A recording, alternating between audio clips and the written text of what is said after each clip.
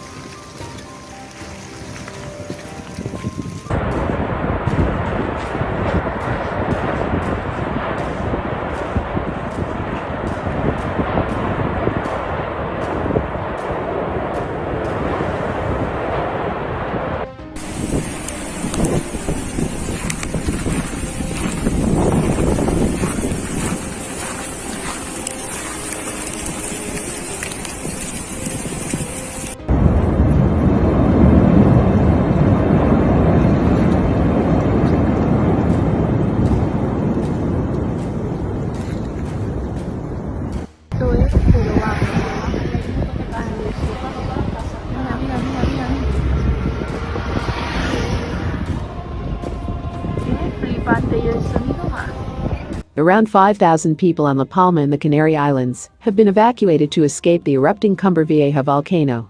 The eruption started on Sunday afternoon, and officials said about 100 properties had so far been destroyed by lava. The 4 villages evacuated included El Paso and Las Lanas de Aradane, with temporary shelters set up to house displaced residents. Lava was still flowing at 700 meters (2,300 feet per hour) on Monday, according to the Canary Islands Volcanology Institute, but mostly through unpopulated areas. Canary Islands President Angel Victor Torres told locals to stay in your houses on Sunday after people from all over the island were blocking roads trying to get close to the volcano. It is not foreseeable that anyone else will have to be evacuated, he said. Right now we have evacuated 5,000 people, and around 100 homes have been destroyed, said Lorena Hernandez Labrador, a councillor in Las Lanas de Aradane, a town several kilometers from the volcano. Images showed slow-moving lava creeping down the mountainside, pockets of flame erupting as it rumbled ever closer towards a group of homes standing just meters away. Elsewhere, piles of glowing lava surged onto the patio of a house. Describing the scene as desolate, La Palma's top official Mariano Hernandez Zapata said the lava on average about 6 meters high. This tongue of lava is engulfing everything in its path. It's tragic to see how many homes have just gone up in smoke, he told Spain's public television. There was huge anguish among the thousands of people evacuated from their homes, with many wondering if they would have anything to go back to. Don't forget to subscribe to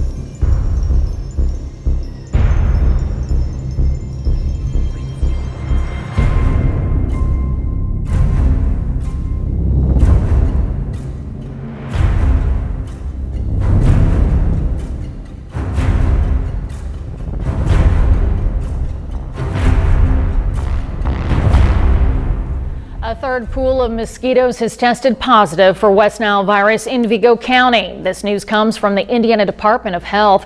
The positive pool was collected on September 3rd. Besides Vigo County, the state has also identified other positive pool samples in the Wabash Valley. They have been discovered in Vermilion, Sullivan, Knox, Martin, and Davies counties. As for human cases, there are currently 3 in the state. They are in Lake, Porter, and Hancock counties. Hoosiers are encouraged to take the necessary steps to protect themselves from West Nile and other mosquito-borne diseases. Investigation team of IRS. Yeah, sounds familiar, doesn't it? Unfortunately, most of us have gotten a call like this more than once. Well, now Colorado's Attorney General making sure that phone companies are taking robocalls seriously. He joined attorney generals from every state and D.C. in requiring phone companies to implement anti-robocall technology. That's what makes some calls show up on your phone as spam. And what we made sure to do is to identify and block spam calls and authenticate legitimate calls. Since that set of principles went into effect, we've identified 52 billion of these spoof numbers or spam calls. 32 billion have been blocked. That's incredible. Phone companies have until next week to fully integrate this technology, and so far, only a third of major telephone companies. Now live with an update beyond the flames. Hey, Jay. Yeah, good evening, Bob. Obviously, beyond ground zero there, it's energy and the air, some of the biggest things that were affected beyond the Goldman's Recycling Center, as crews are still there, much as Cassandra just mentioned, still watching over that fire and still putting out some of those hot spots. But Entergy tells me in the area, 76 businesses and residents lost power last night. Some of that was at the request of Little Rock to actually shut off power to some of those lines, but crews began working to restore power beginning at around 5:30 this morning, and around 1:30 everything had finally been fully restored. Now, obviously, with a fire this massive, the air quality is a concern. Arkansas Environment and Energy have had crews here throughout the day collecting that data. They say they are collaborating with several other agencies to monitor the situation. Now, the Department of Health tells me late this afternoon that they have finally gotten the sampling plan of where those samples will be collected, so that they can actually make some sort of action plan on that. They said they'll have to take maybe a day or two to sort of look over that data once they do get it, if there are any recommendations to be had. We will definitely follow that as this does develop here and as they do begin to get some of that data. But for now, live in Little Rock, Jay Bird, KRK 4 News. Jay, thank you. And Michigan has now surpassed 1 million coronavirus cases since the start of this pandemic. The state has roughly 10 million residents, which means about 1 in 10 people have contracted the virus to date. In the past 2 days, there are more than 6,000 new cases. There's also 81 deaths. 52 of those discovered in a vital records review. And an increase in COVID testing demand has led to restrictions in some pharmacies and a struggle to find those items on the shelves. 7 Action News reporter Brett Cass visited some pharmacies and goes in depth with what's being done to make sure tests are more widely available. For months, pharmacies have sold at-home COVID-19 testing kits, but now due to an increase in demand, pharmacies like CVS are limiting how many customers can buy at a time. From the start, America has failed to do enough COVID-19 testing. About 2 weeks ago, President Biden addressed the nation promising more access to COVID-19 testing, using his power as president to ramp up production. I'll use the Defense Production Act to increase production of rapid tests, including those that you can use at home. Those at-home test kits have been a hot commodity, selling out online at many retailers. In one pharmacy we visited, the shelves were bare, but in another, the shelves restocked. We try maybe every 2 weeks. Teresa Nelson of Southfield says she and her daughter test regularly for COVID-19 and has interest in an at-home kit. Absolutely. It's more convenient than having to come out and, wait in line. Due to high demand, CVS is limiting how many each customer can buy at one time.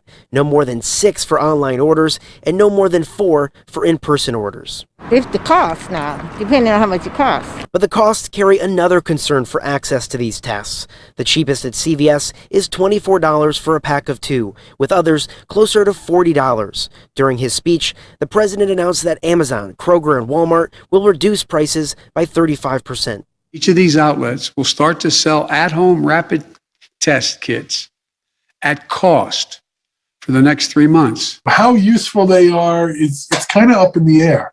However, Dr. Matthew Sims with Beaumont Health warns these at-home tests are not as effective as lab tests, especially if you're asymptomatic. If you're feeling sick and coughing and, all of that, and you want to confirm it's COVID, they probably work fairly well. They're still not perfect. While not perfect, Dr. Sims says they are another tool to help fight this pandemic, another tool in high demand. CVS still offers testing in person, and Beaumont Urgent Cares are now offering PCR testing with same-day results. Reporting in Southfield, I'm Brett Cast, 7 Action News. All right, Brett, thank you. Get out! Get out of the car! Get out! Get out! I want to bust the glass open! Get out of the car! Get out of the car! Get out! Get out of the car! Hey! Get out of the car! Get out!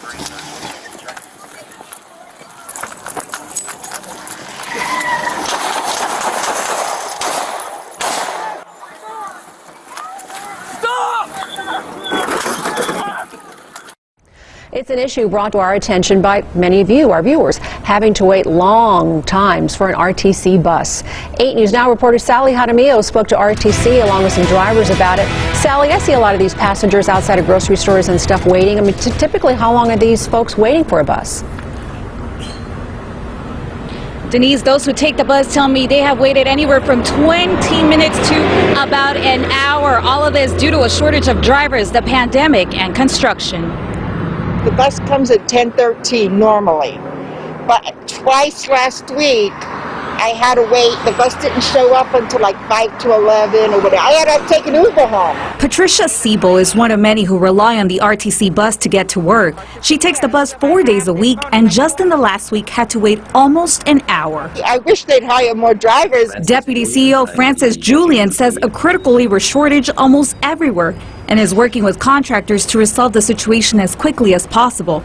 And they have added vehicles to the route. A lot of their new recruits that came from jobs where they were furloughed or fired during the pandemic got recalled, and obviously they had more seniority in their previous jobs. Some of the more higher frequency routes, Flamingo, Tropicana, Charleston, Sahara, and Boulder Highway. Julian added construction adding major delays to some routes. It takes a month to train a bus driver, so we're hopeful. And what we're seeing right now with the campaigns, both contractors have a lot of new recruits that are being trained. Siebel says she can't wait much longer. So what's your solution to this problem for you? Buy a car eventually. Out here live, RTC has put a campaign out to help recruit drivers. In the meantime, they're asking riders to please be patient, use their rideshare app, and most importantly, respect bus drivers above all. Sally Jaramillo, live. Breaking news in Sonoma County. Chopper 5 showing the wildfire that erupted near the Napa-Sonoma County line. Right now, firefighters are battling the flames and smoke from the air and the ground. It's burning along Highway 121 near Fremont Drive at Napa Road. KPIX5's Andrea Nakano is near the fire lines with the very latest. Andrea? Liz, we're right off Highway 12 in between Napa Road and Old Sonoma Road, and firefighters have sent heavy resources to this location. Just take a look behind me. You can see numerous engines over there, water tenders, and a lot of air support above. The fire started over the ridge to the west side, and it quickly moved through here and then went east towards Napa. Now, we want to show you video taken by Chopper 5 this afternoon. The fire started just around 2 near Fremont Drive and Napa Road. We have seen numerous air resources circling above, including air tankers from CAL FIRE and several helicopters doing water drops. It is still very early on, so we don't know how this fire started, but it moved quickly and was upgraded to a second alarm fire. Here's the good news. No evacuations have been ordered, and the fire is burning mostly through wildland area. I now just talked with the assistant chief of the Shelbyville Fire Department. He is still getting an idea of the size of this fire and the status of it, but he believes it is well over 50 acres at this point. Now back here live at the scene, this fire is burning in the burn scar of the Nuns fire, and as you can see, there are burn fire posts, and this tree right here is still blackened after it was charred by the Nuns fire. Now over here, you mentioned the traffic. Traffic was pretty heavy when this fire first started, but it is moving fairly normally now. And Sonoma County, Andrea Nakano, School bus KPIX. driver shortage continues tonight. The Camden City School District is the latest asking families to help shoulder some of the burden and is offering a big financial incentive. Eyewitness News reporter Carrie Corrado joins us now with the details. Carrie?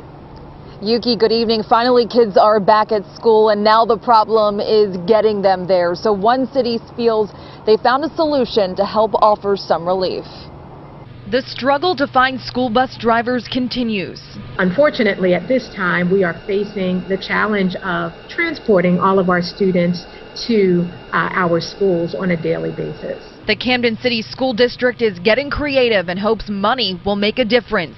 The district is offering parents $1,000 to drive their kids to school. Leaders hope the parent contract will help tackle the transportation issues surrounding the school year. Many of our parents have been resilient, as they always are, in finding creative ways to get their students to school, but it still creates a hardship for our families that they should not have to endure. To qualify, you do have to meet certain requirements. Your child must be eligible for transportation services and attend a Camden City school. You must also have a license and registration and have insurance with a $15,000 liability coverage. The district also says it will provide monthly tickets for families who want to use New Jersey public transit, as long as they're with a household member 18 years and older. We know that this year is critical for us as a school district in Camden, but so many others, to ensure that we recover any skills that have been lost. Superintendent McCombs added the board and families are in this together and will continue to exhaust all options and solutions until students can get to and from school safely. We won't stop until we're able to ensure that all of our students are in school. The superintendent believes they should be able to start this very quickly. If you are interested, you can head to our website. Reporting live, Carrie Corrado, CBS 3 Eyewitness News. Be careful when cooking your dinner tonight, because the CDC is warning of a salmonella outbreak across 25 states, including here in Maryland. Right now, however, the source is unknown. The agency says it first identified the outbreak at the beginning of the month, but it has been growing rapidly ever since. Now, as of this morning, more than 120 people have gotten sick, including more than a dozen. Mass staffing shortages aren't the only pandemic-related problems businesses are facing right now. There's also a shortage in supplies, which is causing some price increases. Shannon Lilly spoke to local business owners about how they're handling the issues, and tonight she shares advice from a supply chain expert. Shannon? Well, Candace, if you're trying to go to the grocery store or just do a little bit of shopping and you're finding it hard to check off everything on your list, you're probably not alone. The way this business is you run out and people want it tomorrow or today. If you're looking for a sweet treat, you're sure to find it here. Have a nice day. But even with rows of candy lining her store, it's been hard. For the Love of Chocolate owner, Elizabeth Faranis sees something else. I look around here and I know this sounds crazy, but all I see are holes. Since the summer of 2020, Faranis says she's noticed a shortage of certain items and rising prices of others. There are a lot of products that for some reason or another I just can't get. And I've been having to go to other suppliers, like in Texas, just because they seem to have what I need, but I can't get it for a month. Just across the street, another business experiencing a similar but unique scenario. So this is one of our products. It's one of our top selling items. This is made from our female artisans in Bangladesh. Even with something like this, that's such a top selling item. Like right now, we probably have maybe 20 or so in the store. We usually have like 60. Aisha Iqbal and Dakota McCormick with 10,000 Villages says the fair trade store works with artisans in developing countries. They say since the pandemic, the import and export of those products have taken a hit. It's almost like we've been made to get new items we've never carried before. But the supply shortages expand beyond that. In Chesterfield, the owner of VA Cars says at the used car dealership, inventory has been a challenge, with the usual goal of keeping 400 to 500 cars at the stores nearly impossible now, and a team of people working around the clock to keep cars coming in. COVID threw a wrench in everything, and then it created all of these little blips across every supply chain. Jeff Smith, professor and chair of the Supply Chain Management and Analytics Department at VCU, says when that culminates, it leads to shortages everywhere. But they're dependent on where you are regionally. The materials may be sitting at a port or at a dock or on a ship just offshore, but it's almost impossible to get everything moved where you need it right now. Smith says without the supply, the demand will pay more for what's available, hence rising prices. And Smith believes this will be the trend for the next couple of years. It's hard. I mean, we need to kind of understand that all these things come from far away. We need to start thinking about alternate supply lines. If you're a small business, see if you can find a local supplier. Get more answers to questions you have right now about COVID-19 and the vaccine. Scott wrote in and said that he had COVID back in March. He got the Moderna vaccine in the summer, and now he's got a ringing in his ears, and he wanted to know if it could be from the virus or from the vaccine. And I got a similar question from another viewer. So I took those questions to Dr. Wesley Williford of the Jefferson County Department of Public Health to weigh in. So that is certainly something that the virus causes. There are all of these side effects that occur. You've talked about heart inflammation. You've talked about this ringing in the ears, the long COVID symptoms. Those are all associated with COVID-19. Now, it can be very rarely associated with the vaccine, but at a much lower degree than what we see with the virus itself, orders of magnitude lower. If you have a question, let me know. I'll take it to the doctors for you, get you an answer. WVTM 13 at WVTM.com is increasing the number of patrols on campus. It's a very nervous time. Our Jeff Todd in Pueblo right now gathering more information. He'll bring us a live update tonight at 10 o'clock. Back here in Denver, travelers have been noticing long lines, security lines at DIA, with some backing all the way up to baggage claims. Some passengers say they were lucky that they made their flights.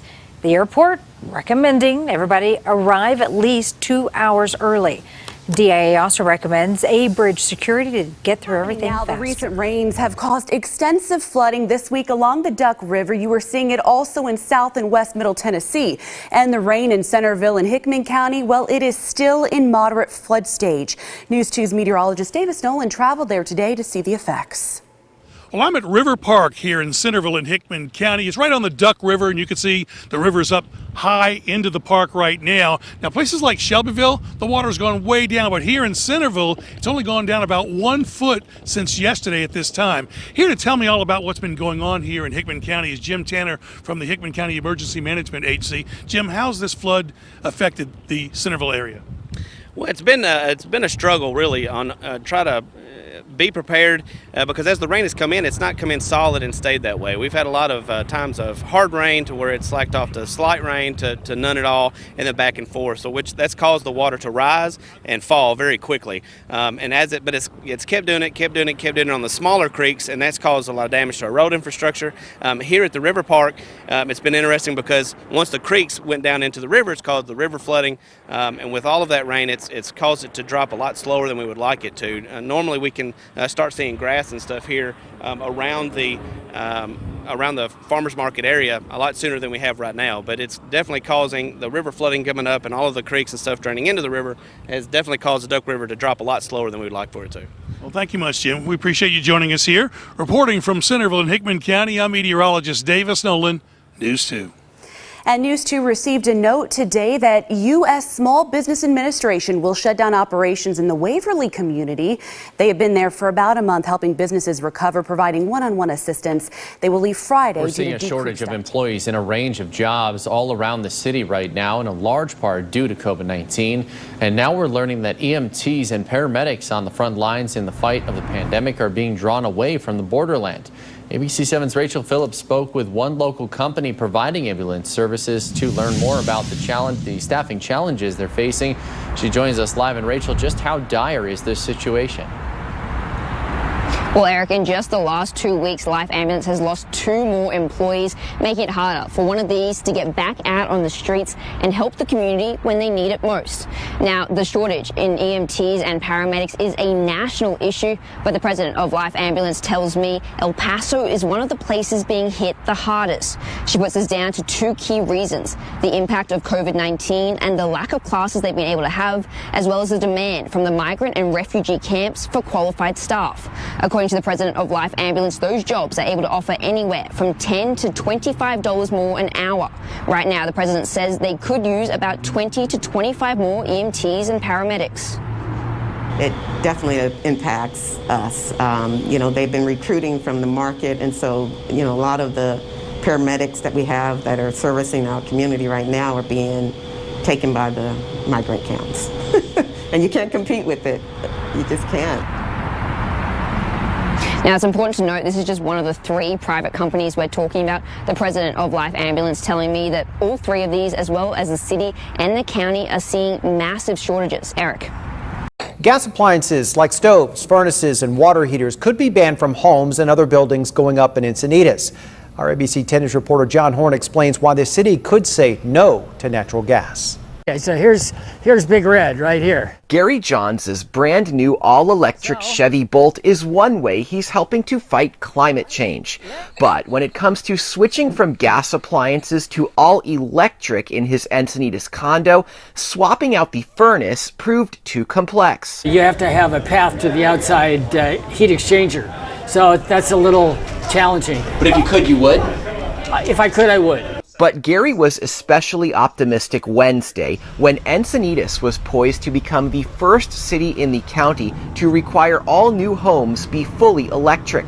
The city council will consider an ordinance to require most new buildings to be built without natural gas hookups to help cut down greenhouse gas emissions. State law already requires solar panels on new homes, but what Encinitas is doing is unique because it addresses what kind of appliances can go inside a new house. So every little bit counts. And that's what's important here, is that we are trying to move off of our dependence on oil in all ways. If passed, the ordinance would also apply to multifamily homes and commercial buildings. Restaurants could ask for an exemption if their business depends on fire-grilled food. Encinitas Mayor Catherine Blakespear said the rule should not add to construction cost and noted similar pricing for gas and electric appliances such as water heaters. John Horn, ABC we start with the FDA officially approving a Pfizer coronavirus booster shot. The FDA approved the booster dose earlier this evening after an FDA advisory panel approved it last week. Right now, the booster dose is only being recommended for seniors and people who are at high risk for the virus. The FDA's announcement comes as the CDC meets tomorrow to add their input into who should get a booster shot. CBS 2 News at 5 and streaming on CBSN Los Angeles. Breaking news in Chatsworth. Sky 2 was live over a brush fire. This is at West Jeffrey Mark Court. CBS 2's Desmond Shaw is overhead in Sky 2 at this hour with the latest. Des? Yeah, Jeff and Pat. Fortunately, it looks like LA City Fire is getting a good handle on this fire on the west end of the San Fernando Valley. Here you saw another pinpoint airdrop. They've really made sure to get as many resources on this one as they could. At least 3 water dropping helicopters. We are here. I'll put this up on our map tracker to give you an idea of where we're off of Shadow Oak Drive, very close to the west end of Devonshire Street, so kind of north end of the San Fernando Valley. Here you're going to see probably another water drop coming in here. But this is a really smoky fire, some very, very thick brush. Fortunately, winds pretty minor right now, not blowing too strong, but you can see the close proximity to some pretty nice homes here on the west end of the valley, definitely making these folks nervous. No word about any injuries or evacuations at this point. It looks like I said, LA City Fire is definitely getting the upper hand, and we're pretty fortunate that those Santa Ana winds that we start to see whipping up around this time of year so far have not materialized in a dangerous way. Live at Sky 2 overhead, I'm Desmond Shaw. Jeff and Pat, back to you in the studio. Yeah, right you are, Des. Thank you so much. That is not the only fire that we have seen today. This is a brush fire in San filed a new bill to ban abortions as early as 6 weeks into pregnancy. This bill, filed by Republican State Representative Webster Barnaby of Volusia County, is similar to a law recently passed in Texas. The Florida Heartbeat Act would let private citizens sue abortion providers who perform the procedure after a fetal heartbeat can be detected. Unlike the Texas law, the bill does not make an exception for abortions done because of a medical emergency.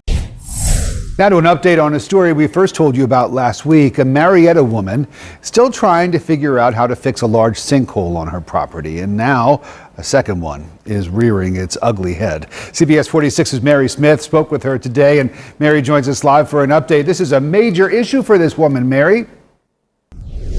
A major issue, lots of concerns today. We first told you about this sinkhole here behind me about a week ago. It formed 2 weeks ago. It's a little difficult to see from our vantage point. We don't want to get too close to it, but there is some piping in there. The city of Marietta tells us was put in there decades ago by unincorporated Cobb County, the old development here. And now yesterday, the homeowner noticed this hole in this direction, about 20 feet this way on the property. It is difficult to see because the grass is kind of high, but it's right over there. It's about 1.5 feet wide, and it's fairly deep, and it's causing major concerns tonight. As the rain kept falling these last few days, so is the ground on this Marietta property. This 35-foot sinkhole formed 2 weeks ago, leaving a crater in the yard of this James Street Northwest property. And now more trouble. It must have opened up yesterday. The property owner says she noticed this area of her lawn also sinking. And now it's turned into another hole that looks somewhat deep. So when I seen the first thing, I noticed that was a little unlevel right there. Tiller Chancellor says there used to be a creek on the property. It's just going inland of the creek. That's all I can say. It's not moving up towards the house that way, towards the yard. A representative with the city of Marietta tells us since the holes are on private property, they can't fix them. That's the technicality of getting out of it. There are many different reasons for sinkholes in the metro area. Multiple times a month, we do stormwater inspections and come across them pretty regularly. Jonathan Hicks with JVG Civil Engineering says many local sinkholes have man-made causes and pose a threat not only to you, but your whole property. It's a serious problem that should be addressed, and I would say it's something that you would want to know about if you were buying a new property. Well, it could undermine the foundations of a house or the driveway or some other part of the property. It could create a dangerous situation. Somebody could fall into a hole if it's big enough. It can create erosion problems for your downstream neighbors. And the city of Marietta tells us that this larger sinkhole on the property is about 30 to 35 feet. The property owner tells us that her family has owned this property for decades and has never had any of these issues. We're live in Marietta tonight. I'm Mary Smith, CBS 4. Breaking news in Chatsworth, I'm David Ono. And I'm Colleen Sullivan in for Ellen Leyva. Chris Christie's live in Air 7 HD with more on the Jeffrey fire. Chris. Colleen, LA City Fire and LA County Fire fighting this healthy brush fire in Chatsworth right along Jeffrey Park Court and Larwin Avenue, all of this just north of Valley Circle Boulevard next to Chatsworth Park South, which is currently threatened by this fire. You can see about 3 or 4 acres, several Augustas fighting this fire. Firehawk has from LA County has just made a couple of drops as well, and they are using the San Fernando Reservoir as a water source, which is not too far by, and that's going to help them tremendously as they continue to pound this fire. It's in relatively rocky terrain, but the wind isn't exactly cooperating, blowing out of the north at about 12 to 15 miles per hour in the direction of this neighborhood here along Valley Circle Boulevard, a situation we're going to continue to follow. So far, they believe that they can protect those structures, but we're going to keep a very close eye as the situation develops.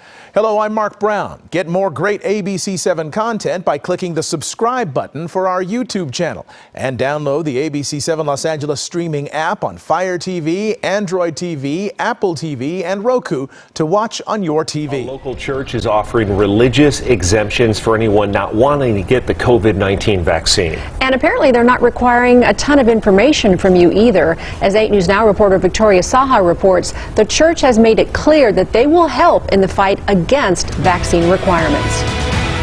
Calvary Chapel in Lone Mountain is offering religious exemptions on their website. When you go on the church's website, you can see the exemption form is right at the top. All you have to do is fill out your name and your contact information, and then you can see right here, you'll get your letter within 10 days. We had questions such as who exactly is able to receive these letters, how many have they given out? We were told the senior pastor, Jimmy Morales, was out, but the executive pastor would be there Wednesday afternoon. He was not there when we showed up and later said he couldn't comment.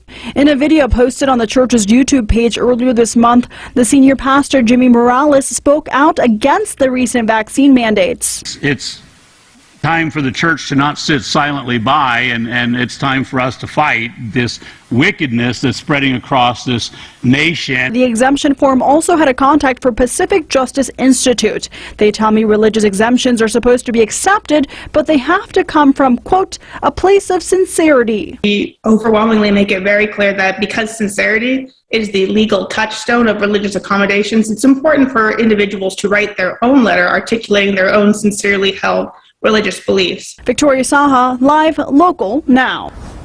And on the front door of the church, they have a poster saying there will be protest services Sunday mornings. When Victoria asked what exactly they'll be protesting, they would not give her a response. Children ages 5 to 11 could become eligible to receive the Pfizer COVID-19 vaccine. KCCI's James Stratton spoke with local pediatricians to find out how soon younger kids will be able to be vaccinated. And Stacey, like other vaccine approvals, it all hinges on that FDA giving the green light. Pfizer says it has data saying the vaccine is safe and effective in kids ages 5 to 11. It says it plans to file for that EUA, emergency use authorization, as soon as possible. The research involved 4,500 kids from 4 countries who were given a lower dose of the vaccine given to adults. Once Pfizer then applies for that EUA, it will go through the same approval process that the other vaccines did for other age groups, which could take a couple of weeks.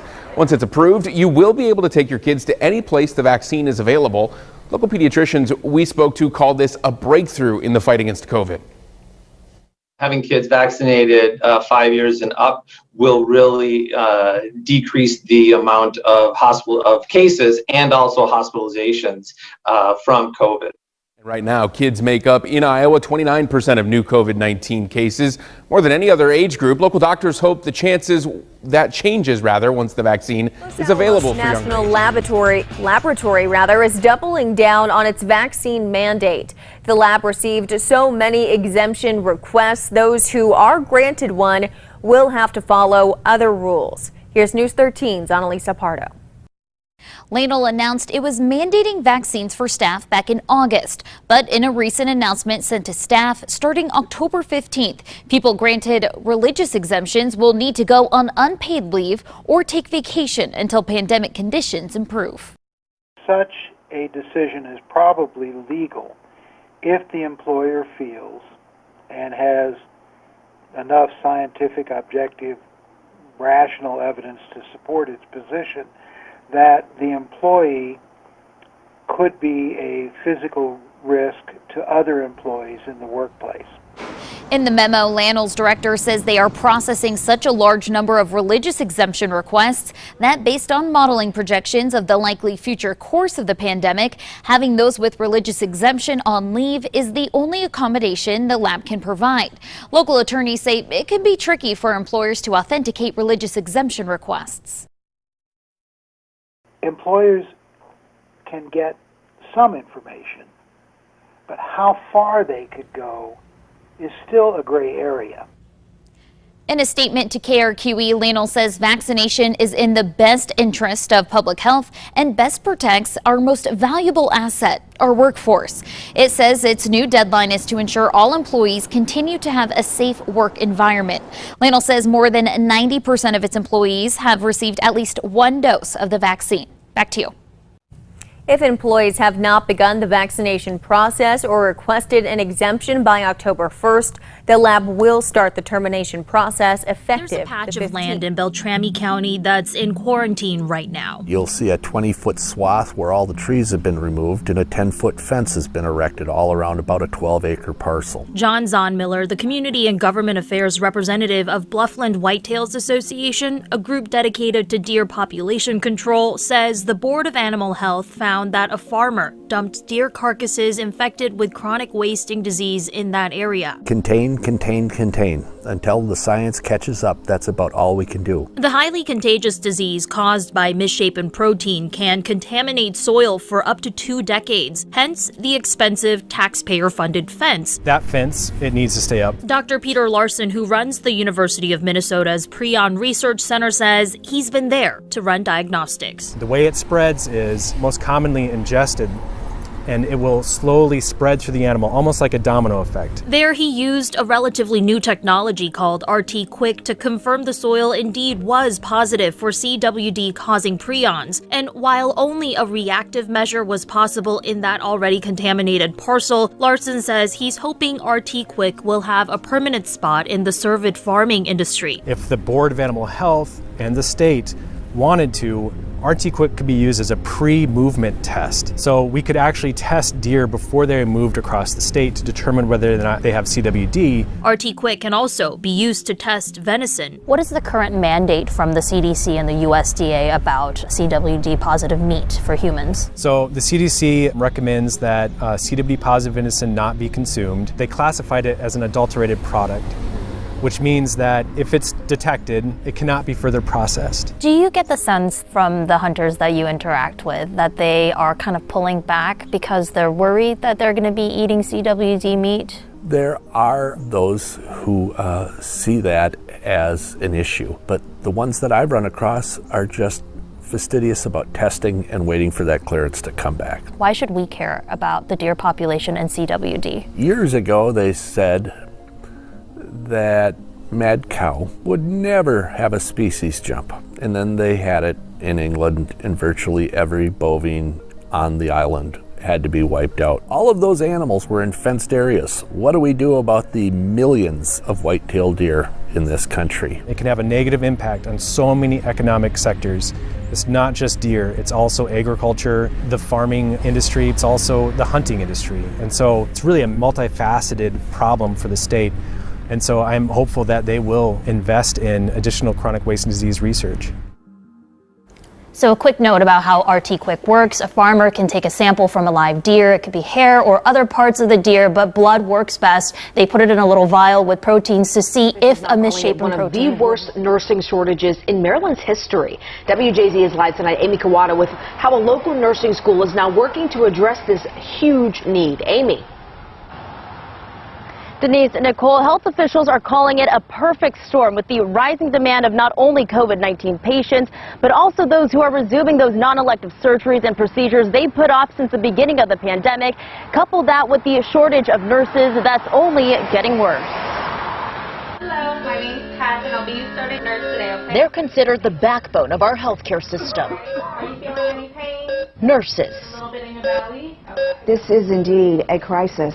And a crisis that needs to be addressed. But the nursing profession, which was already stretched before the pandemic, is now in greater demand than ever before. This is clearly the worst that I have seen it in 4 decades. Health officials say there could be several factors behind this, from the baby boomer generation getting older to nursing burnout. And has resulted in some nurses electing to leave the profession for a time, some nurses electing to become traveling nurses. And the COVID-19 pandemic has only exacerbated the problem. At one time that their work level may have been, let's say, 4 patients. Well, now they're taking up to 10 patients over a 12-hour shift. That's why Notre Dame of Maryland University School of Nursing is working to address the shortage through an accelerated program, helping students like Catherine Newsom earn a nursing degree in just 15 months. Being in the medical field is something that I've always wanted to do. University of Maryland School of Nursing officials are also seeing a strong applicant pool and admission numbers, with a goal to keep graduates in state to practice. Nursing gives you flexibility. It gives you very much a livable wage. For Newsom, the shortage of nurses is a trend she hopes will turn around as more people recognize the importance of the profession. I just want to make a difference and be able to help people who are in need. And nationally, the Bureau of Labor Statistics expects the demand for registered nurses to grow by 12% by 2028. And here in Maryland, they project the need for 10,000 nurses in the next 10 years. Live tonight, I'm Amy Kawada. We are following some developing news out of Montgomery County. Several students are safe this morning after a school bus fell into a sinkhole. Take a look at this. It happened at LeClaire Court. This is in the Layhill area. Just after 7 o'clock this morning, police say a water main break likely caused that sinkhole. You can see the water, it's coming up on the roadway there. We're told the students were evacuated from the bus, and again, most importantly, no one was hurt in this situation. There is new hope for our beaches thanks to a Boca Raton company's innovative robot. Meet 𝐵Bot, a piece of technology that's mission is simple: to end the ocean's plastic crisis. Now, if you walk along any beach in South Florida, public beach or whatever, you'll most likely see lots of plastic bottles, soda cans, cigarette butts, and much more. But thanks to 4Ocean and Paralu Marine's piece of technology, we are cleaning up our beaches. So joining us now from Boca Raton is Alex Schultz, co-founder and CEO of 4Ocean. Alex, thanks so much for joining us tonight. So tell us about 𝐵BOT and what exactly it's doing to clean up our oceans and our beaches. Sure, and thank you very much for having me. It's a pleasure to be here. So the 𝐵BOT is a solar-powered and battery-powered beach cleaning robot. It's remote control, and it sifts microplastic from the sand and smaller pieces of plastic from the sand and collects them into a container. So it's designed to help clean coastlines of small pieces of plastic. All right, so if I'm laying out on the beach, should I be worried about one of these things running over? Talk to us about the design. What went into designing this? Sure. So you don't have to be worried about it running over you. It is controlled by an operator, so someone will always be right with the machine, walking around and controlling it. It utilizes 2 tank tracks to really drive the machine, and it utilizes a sand sifting mechanism, which is a vibrating sheet that moves the plastic up into the collection bin, and it can actually be used for a ton of other applications. So it disconnects from the plastic collection device, and it has a tow hitch on it, so it can actually tow trailers and move all sorts of other things as well. But its primary design is to collect plastic off the ocean. Or, I'm sorry, off the beach. Yeah. All right, Alex, obviously the technology is really cool, and that's really the future of helping our environment, but we can't discount people just cleaning up after themselves. I've seen some video just in the last few days of people leaving so much trash out at the beach or out in the water, even from their boats. Yes, that's absolutely true. Cleaning up plastic wherever you see it, and also cutting down on single-use plastic whenever you have a chance. So not bringing that plastic to the beach is the first step, and clean beaches start at home. All right, well, tell us, where is this technology being used? We know the need is there. Where can we see your robots in action? So this is the first robot that's based here out of Boca Raton, and we're planning to expand the fleet of these machines here in the near future. We have 3 more that are on the way, and soon they'll be out cleaning on local coastlines every chance we get. I'm sure people are intrigued by what they're seeing, and they might be wondering, okay, yeah, we want to see more of these. Is there any way that they can help? I know you said you're going to get a few more. I imagine they're pretty pricey because they are robots here. So what are we talking, and how can people help?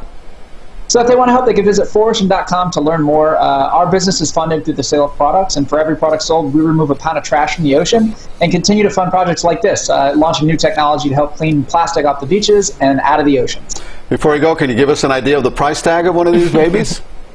It all depends on options. You have to look and see which one you want to get. From Vegas visitors who were stuck inside the high roller at the link for hours late Friday night into Saturday morning. Good afternoon, and thank you so much for joining us here at 4. I'm Christian Cáceres. I'm Kirsten Joyce. We're going to take a live look at the high roller right now. While it looks quite calm, that certainly wasn't the case Friday evening into Saturday. Take a look at some TikTok video that captured what some people were stuck dealing with for hours.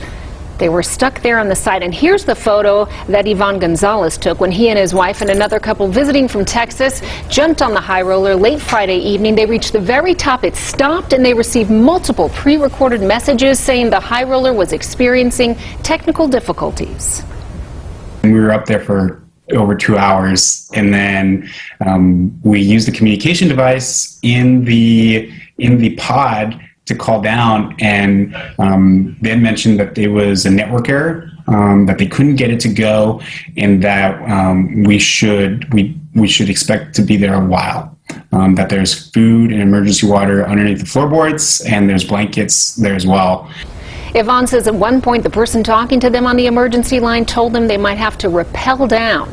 Well, he said a total of 3 hours later, when they finally reached the bottom, people were being offered their money back, but most folks were more concerned about getting to a restroom. We did reach out to Caesars Entertainment. It issued this statement in response saying, quote, the high roller observation wheel was stopped during its rotation Friday night due to a network connectivity issue involving one of the cabins. Approximately 150 passengers were aboard the wheel at the time. Engineers resolved the issue 90 minutes later, and all passengers safely disembarked and received. Santa Cruz is now working on a project that sounds something like a Jurassic Park movie. Scientists formed a new company with the hope of genetically resurrecting the woolly mammoth, which went extinct thousands of years ago. The company's already received $15 million in private funding to do this. The goal is to use modern DNA technology to bring thousands of woolly mammoth back to Siberia. There is not a need for oversight or ethical overview or community consultation or international collaboration after we have this technology. There's a need for this right now, before we have this technology. Many scientists are skeptical. Using DNA to genetically resurrect an extinct species was, of course, the central idea behind those Experts are saying Jurassic a Park corn tar spot epidemic is sweeping across the Midwest. This disease is expected to impact yield totals. Storm Team 10's Anissa Claiborne explains what this disease is and how local farmers are handling it. Patrice, the tar spot disease was first detected in the U.S. in 2015. It was found in northern Indiana and in Illinois.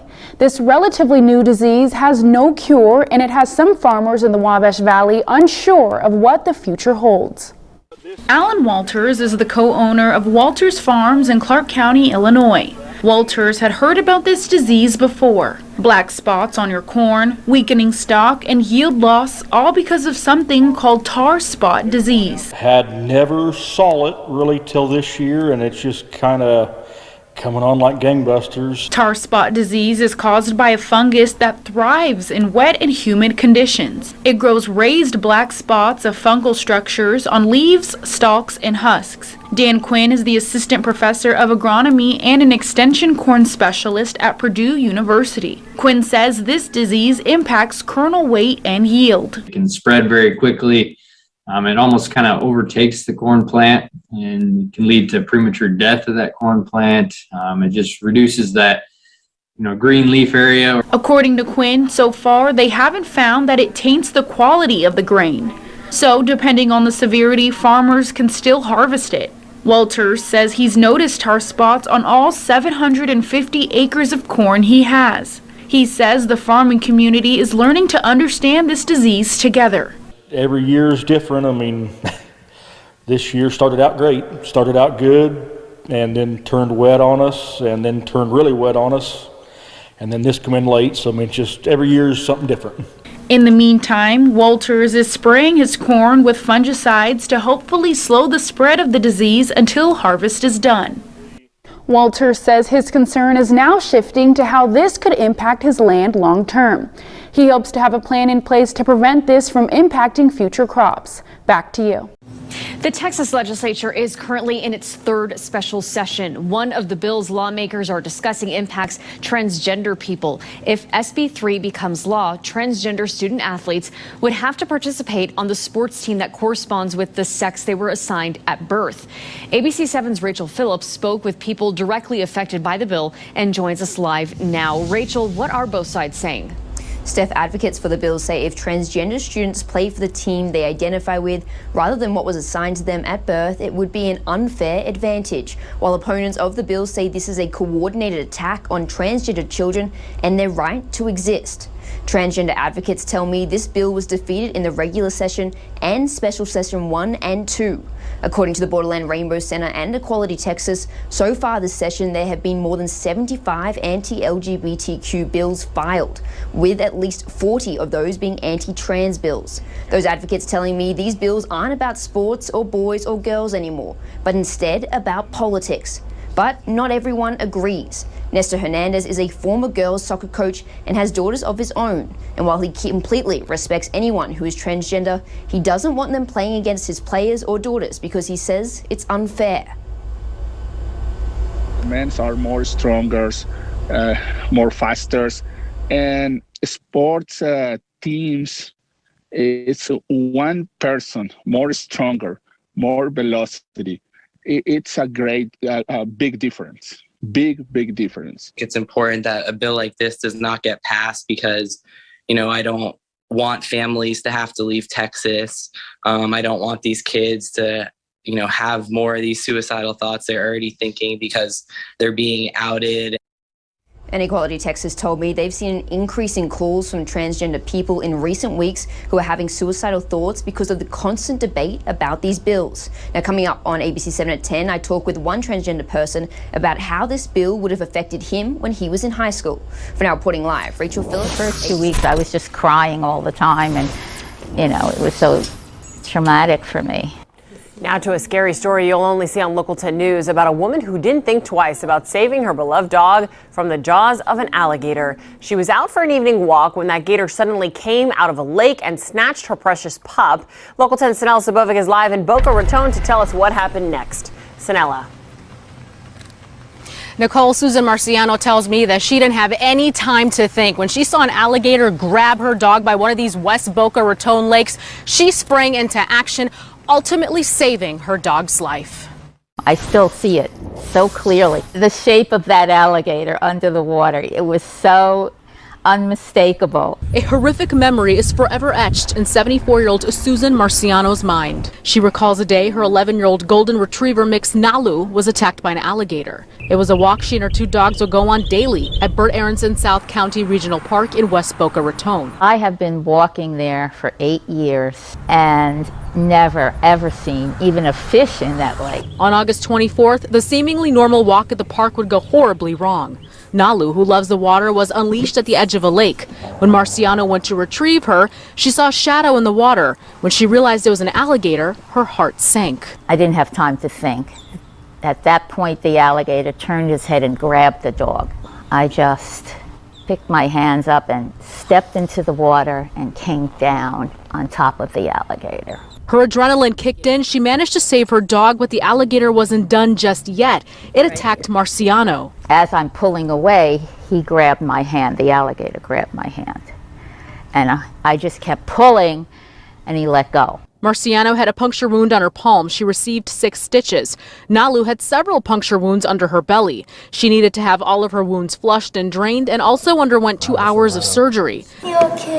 Thankfully, she's fine now and is still recovering. Marciano says it's a miracle they are both alive. If I hadn't done what I did, I would have lost her, and that would have been even more horrific for me. Well, as you can imagine, this was such a traumatic ordeal, and understandably so. Marciano is still trying to get over it. She says she's still going to bring her dogs here at this West Boca Raton Park, but she's going to keep them away from the lakes here. That's the latest from West Boca Raton. Sinella Sabovic. The Midway District is now a temporary shelter for migrants arriving in San Diego. As ABC 10 News reporter Nia Watson learned, it's part of the state's effort to help border communities, but has some in the area a little concerned.